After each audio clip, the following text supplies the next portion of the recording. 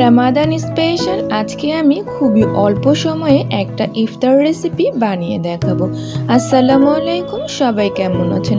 সবাইকে স্বাগতম জানাচ্ছি সাহিল মমস বিডির আজকের রেসিপি দেখার জন্য। আজকে তৈরি করব পটেটো রোল সমোচা। বাসায় মাত্র 2টি আলু আর 1 কাপ ময়দা থাকলে এই সমোচাগুলো তৈরি করে নিতে পারেন।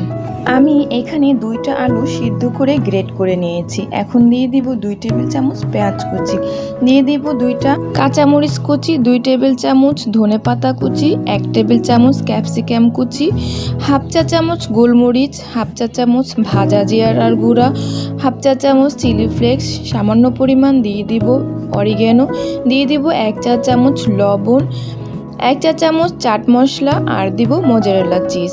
আমি এখানে half cup mozzarella cheese great করে নিয়েছি। এবার সবগুলো উপকরণ খুব সুন্দরভাবে হাত দিয়ে মিশিয়ে নেব। সব কিছুকে আমি কিন্তু একসঙ্গে মিশিয়ে নিয়েছি। এখন কিন্তু আমাদের আলুর পুরটা তৈরি হয়ে গিয়েছে। পুরটাকে একটা সাইডে রেখে দিচ্ছি। এবার এখানে ময়দার খামিরটা তৈরি করব। একটা বাটিতে আমি নিয়ে নিয়েছি 1 কাপ ময়দা, দিয়ে দিচ্ছি 1 টেবিল চামচ তেল, লবণ দিয়ে দিচ্ছি 1/4 স্পুন। সব কিছুকে খুব ভালোভাবে মিশিয়ে নিচ্ছি।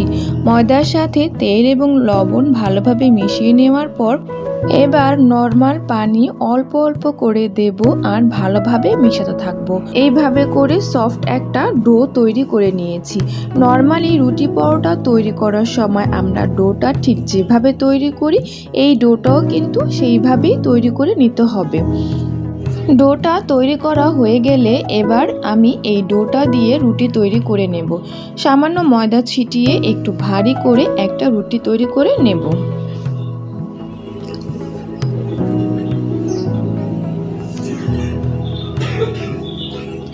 এবার তৈরি করে রাখা আলুর পুরগুলোকে রুটির ওপরে খুব ভালো মতো স্প্রেড করে দেব চারপাশে। চাইলে আলুর এই পুরের লেয়ারটাকে পাতলা করে দিতে পারেন, তবে আমি একটু ভারী করে দিয়েছি, তাহলে সমোচাটা খেতে বেশি ভালো লাগবে।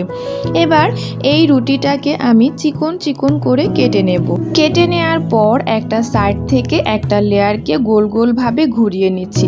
গোল গোল করে ঘুরিয়ে নেওয়ার কারণে এখানে একটা রোলের মতো তৈরি হয়েছে। এরপর হাত দিয়ে হালকাভাবে প্রেস করলেই কিন্তু এটা আবার চ্যাপ্টা হয়ে যাবে। এইভাবে করে আমি সবগুলো সমোচা তৈরি করে নিয়েছি। এখন হাফ কাপ ময়দা, হাফ চা চামচ চিলি ফ্লেক্স আর পরিমাণ মতো লবণ দিয়ে একটা ব্যাটার তৈরি করে নেব। এই ব্যাটারের ভেতর এই সমোচাগুলো ডিপ করে হালকা গরম তেলে ফ্রাই করে নেব।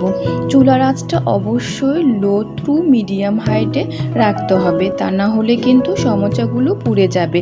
সমোচাগুলো একটু সময় নিয়ে ভাজলে এটা খুব ক্রিস্পি হবে এবং খেতেও সুস্বাদু হবে। আমার প্রায় 6 থেকে 7 মিনিট লেগেছিল। এই তো আমার সমোচাগুলো হয়ে গিয়েছে। ইফতারের টেবিলকে অনেক বেশি লোভনীয় করবে এই পটেটো রোল সমোচাগুলো। ভিডিওটি যদি ভালো লাগে তাহলে অবশ্যই আমার চ্যানেলটিকে সাবস্ক্রাইব করবেন এবং যদি পেজ থেকে দেখেন তাহলে আমার পেজটিকে ফলো দিয়ে রাখবেন। এতক্ষণ আমার সাথে থাকার জন্য ধন্যবাদ। সবাই ভালো থাকবেন।